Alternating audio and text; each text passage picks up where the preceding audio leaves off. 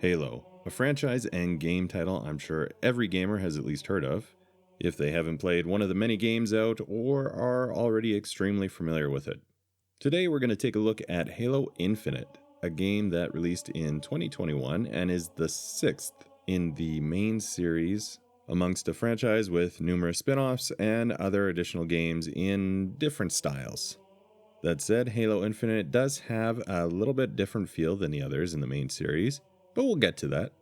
This particular title of Halo was published by Xbox Game Studios and developed by 343 Industries, with 343 since being rebranded as Halo Studios. For longtime fans of the series, you'll note that the original Halo, Combat Evolved, was developed by Bungie, and that dev also worked on Halo 2, 3, ODST, and Reach. With 343 being behind Halo Combat Evolved Anniversary Edition, Halo 4, Spartan Assault, the Master Chief Collection, Halo 5, and additional Halo spin-off games, including the Halo Wars games. So what does this mean for Halo Infinite? Well, hopefully I can help you to come to your own conclusions as I try to help you to answer, is it worth it for you? Let's get into it.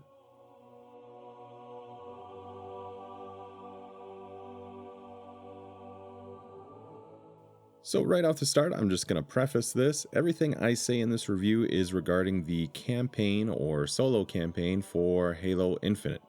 I'm not a multiplayer gamer and I have tried it, but I don't think my opinions or presentation would be as useful as I don't really enjoy multiplayer gaming in general. Alright, so let's just set up the world that Halo Infinite is taking place in. I'm going to assume that you're at least familiar with the universe of Halo and that you've probably played some of the previous releases. If not, well, the background story to this point is way too much for me to cover in a couple of minutes, and if I tried it, it just wouldn't make sense. So without slowing this video down to a crawl, I'm just going to get into it. This game takes place in 2560 and is a direct sequel to Halo 5. In Halo 5, the AI basically went rogue and took control of major Forerunner tech across the galaxy. Instead of getting bogged down with that storyline, somehow the Banished, a mercenary group led by Atriox, becomes your primary antagonists while you battle it out on the damaged Forerunner ring world, Zeta Halo, or otherwise known as Installation 7.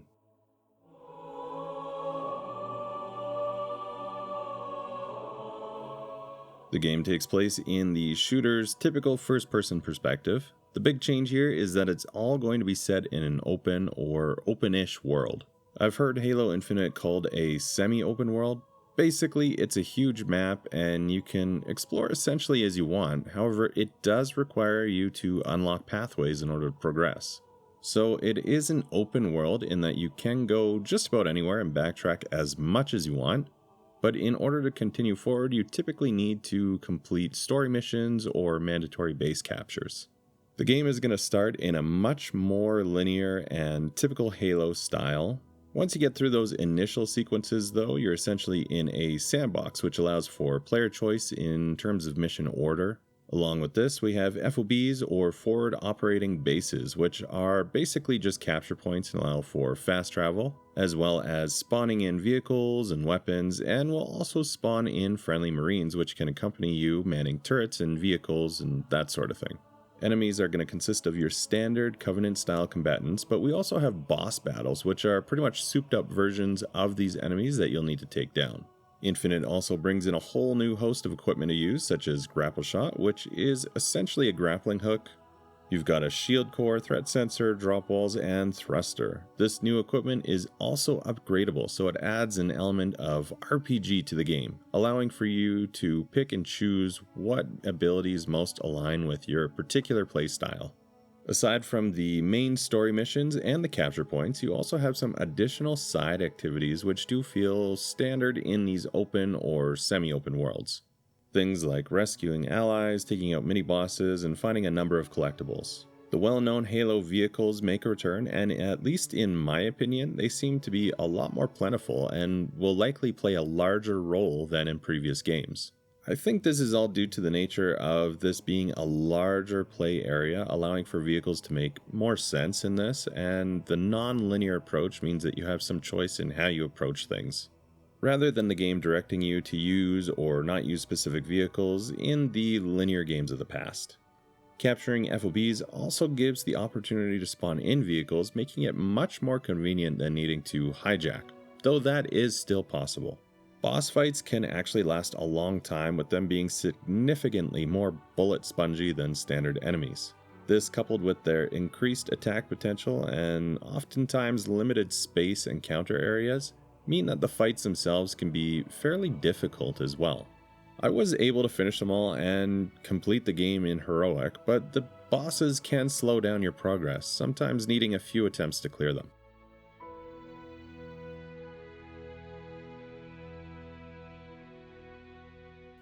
Halo Infinite is definitely going to have a lot in common with the previous releases. We're talking enemy types, weapons, vehicles, the look, the story, world building. Yeah, I could go on.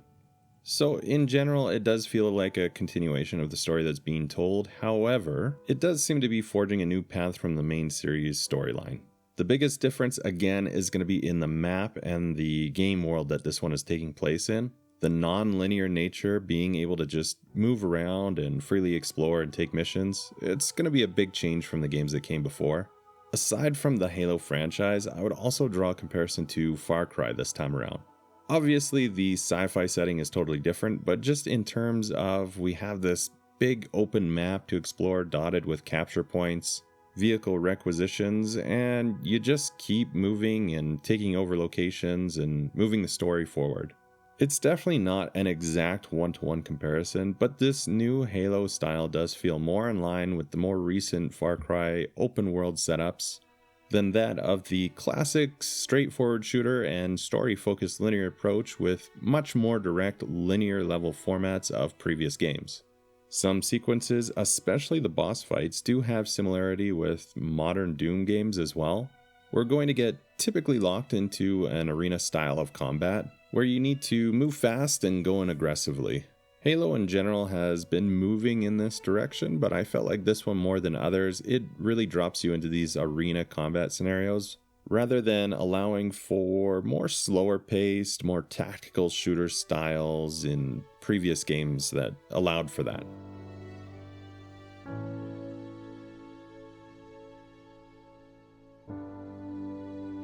The most unique thing in this game, and something I've mentioned a few times now, is the open-ish world or non-linear nature. It's not really unique in a general sense, but certainly unique from a Halo perspective. We've also got some new equipment, especially the grapple shot, which this is going to feel pretty different from previous games. In more recent Halo games, we have been seeing a little bit more in terms of unique abilities, but the versatility here definitely changes things up. As I mentioned, the larger play areas are much more vehicle friendly and often allows for you to bring a vehicle in just about every fight. The exception here being most of the boss fights, which is also a unique change. Boss fights and their arena style combat is going to be a big change from previous games, and although bosses can feel a little too bullet spongy, it definitely is going to add a unique challenge and change things up. Upgradable equipment also adds for some RPG progression to the game. Capturing FOBs on the map is something totally new for Halo, but will make you feel like you're playing a Halo which is a little bit more Far Cry-like. As for bugs and performance, I didn't really have major complications here. The most frustrating thing that I experienced was some cutscenes that would play, but you couldn't actually hear the dialogue.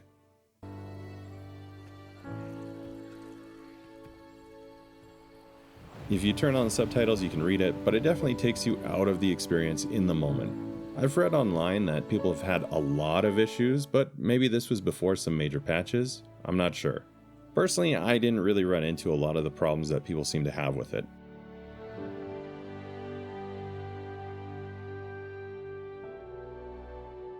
I think that the graphics and sound are done really well in terms of the quality. The environments, however, are all going to feel fairly consistent. Everything is going to take place initially on a ship and then in facilities or on Halo Zeta, which unfortunately doesn't really have much for unique biomes. As a result, most locations are going to start feeling very samey.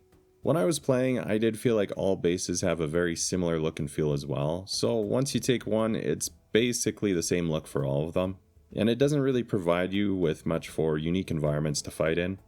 Obviously, use the gameplay footage to decide for yourself how you feel about it. As far as sound, I thought they did a really great job here. The weapons, vehicles, and soundtrack, they're all great. I thought that the dialogue holds up pretty well, and Steve Downes is playing Master Chief again. He's the same voice actor who's played Master Chief since the beginning, which of course is great. I'll just play some examples of the sound and dialogue so that you can get an idea of what to expect in the game. Please don't die. Please don't die. No. Not then. Not again. We need to run. I need a weapon. His bio is interesting. If you want to see for yourself, it's waiting for you in the database. They're tracking UNSC transponders too. Caches containing valuable equipment and intel. Damn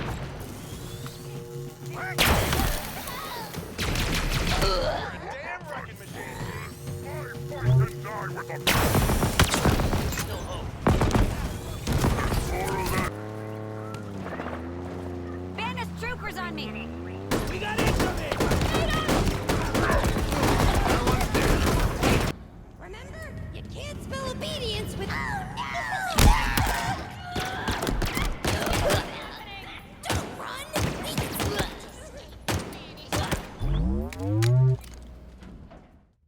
So I hope that the more objective approach has helped you to decide whether or not this game is going to be right for you. We're just going to move into opinions now and discuss whether or not I enjoyed the game and if I'd recommend it to a friend or not.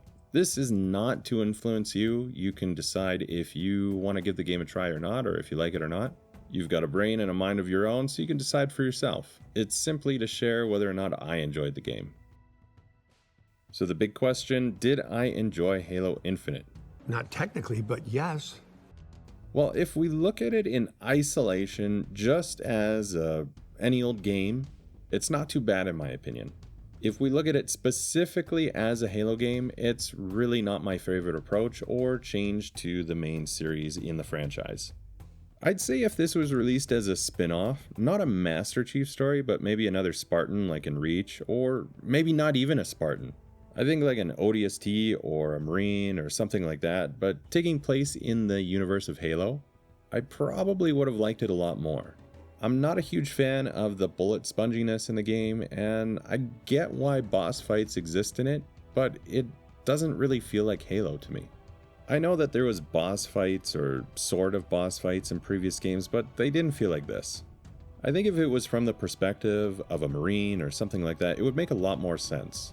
Obviously, in reality, the weapons are still going to do the same damage, but for some reason using video game logic, it just feels like a Spartan wielding the same weapons as a Marine. The Spartan is going to cause more chaos for the enemy. So a little bit more bullet sponginess on a Marine using it, it kind of makes sense somehow. The story also did not feel as strong to me. To be fair, that's kind of the general opinion I've had for every Halo after Halo 3. Maybe it's just the nostalgia talking, and it could be. I know I'm not immune to it. But it just feels like the story has been getting extra convoluted and just all over the place since then.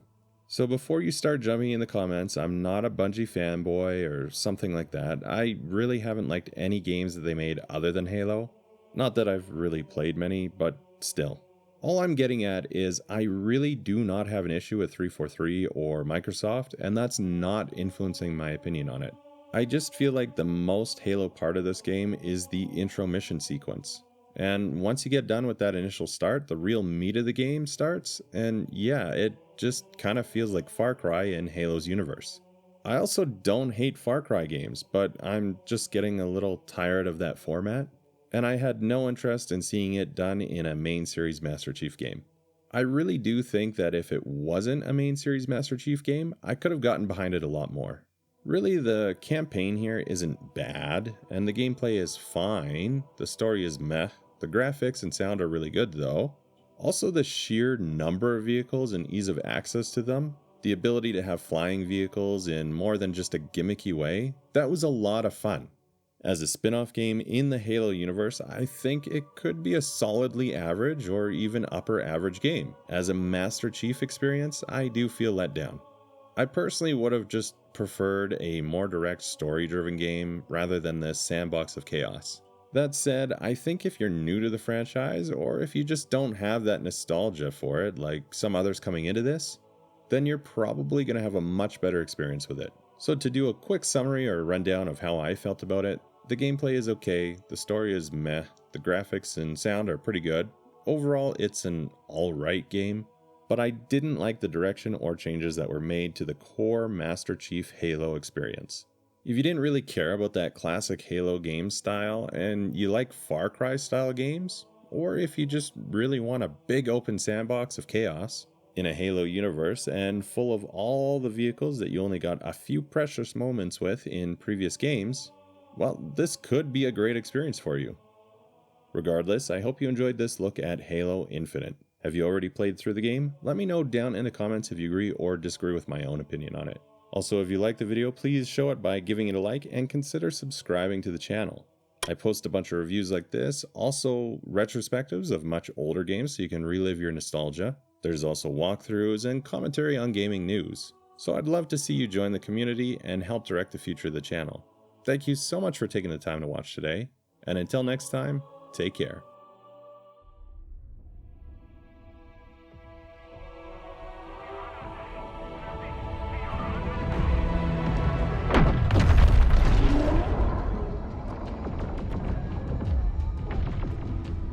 Would you humor me?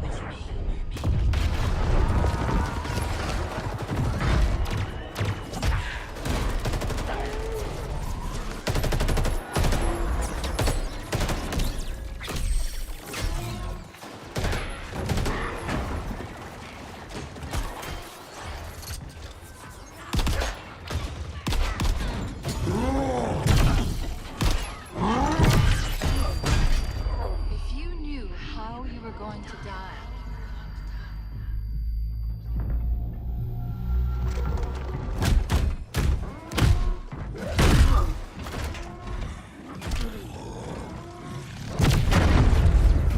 How would you live your life differently?